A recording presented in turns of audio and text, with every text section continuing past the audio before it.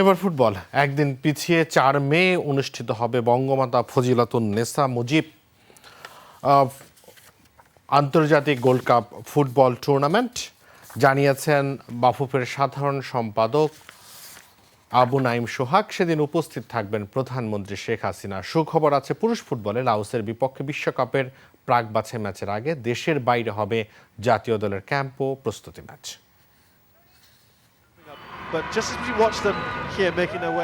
উদ্বোধনে ছিল না জমকালো আয়োজন, তবে সমাপনীর দিনে মিলেছে প্রধানমন্ত্রী শেখ হাসিনার গ্রিন সিগন্যাল। রানার্স আপ আর চ্যাম্পিয়নের হাতে ট্রফি তুলে দিবেন প্রধানমন্ত্রী। তাই তো সংক্ষিপ্ত পরিসরে বঙ্গমাতার ফাইনালে সমাপনী অনুষ্ঠান আয়োজনের কথা ভাবছে বাফুফে। যোগাযোগ করা হচ্ছে ফিফা ও এএফসির বড় কর্তাদের সাথে, আসতে পারেন তারাও।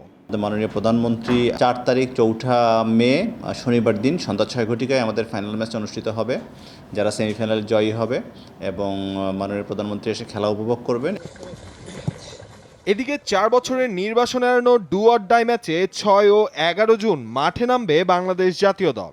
5 মে থেকে শুরু হবে প্রিমিয়ার লিগ ফুটবলের দ্বিতীয় পর্ব, যা শেষ হবে 23 মে। এরপরই জাতীয় দল পাড়ি দেবে মালয়েশিয়া, থাইল্যান্ড, সিঙ্গাপুর অথবা ভিয়েতনামে। সেখানে লাওস মহারণের আগে রণকৌশল সাজাবেন জেমিডে। সেখানে গিয়ে সে 5-7 দিন থাকবে। যদি জাতীয় দল পাওয়া যায় ভালো, যদি না পাওয়া যায় ওই দেশের টপ কোনো ক্লাব টিমের সাথে বা ওই দেশের কোনো ক্লাব টিমের সাথে একটা বা দুটো ম্যাচ খেলে সরাসরি আমরা লাওসে চলে যাব।